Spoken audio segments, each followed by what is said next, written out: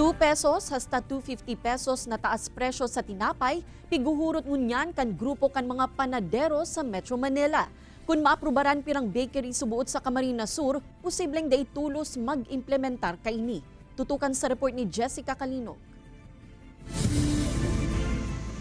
Ang dating 15 pesos anang bakal ni Nanay Angie kan sarong patos nin burger bun na may anom na pidaso. Bigla na sa nasubuot na naglangkaw sa 25 pesos ka nakaaging taon.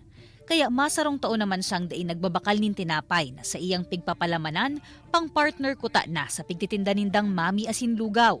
Yun na lang ang hanap buhay namin dito at turon.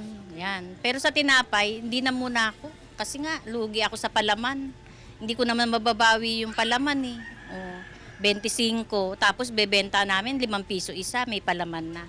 Oh, dilugi. Turon na mo na daan sa indang alternatibo, ta syertong dai pananggad sinda mabalik sa pagtinda nin tinapay. Lalo na kung madagos pa, ang piguhurot kan grupo kan mga commercial bakers sa nasyon, nadagdag 2 pesos hasta 2 pesos 50 sentimo sa presyo kan Pinoy Tasty asin Pinoy Pandesal.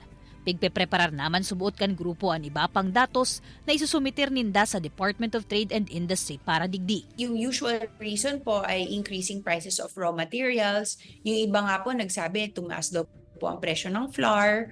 So kami po sa DTI, kung ano man po yung justification nila, vine-verify natin yan using our own market data. Sigun ki JR na may pagsadiring bakery sa Banwaanin Bula, makakatabang sa inda kung may dagdag presyo sa tinapay. Taan arina asin asukar, haros doble asin patriple na nga ni an ipigmahal. Alagad an problema kung magmahal an pabakal ninda nin tinapay. Madikit man an mabakal kaini. Iba da kaya ang sitwasyon sa Metro Manila asin sa mga probinsya.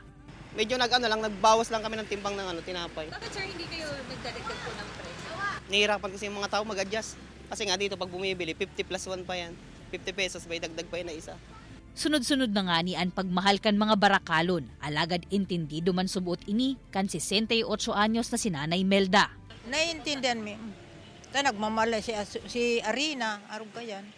O kaya kami nagsusunod lang sa mga patakaran kan mga nagtitinda po. Day sakop kan price bulletin kan DTI ang mga tinapay sa mga bakery. Alagad ang mahigot nindang pigbabantayan. Ang pigaapod na shrinkflation o ang pagsadit kan produkto, alagad pareho ang presyo.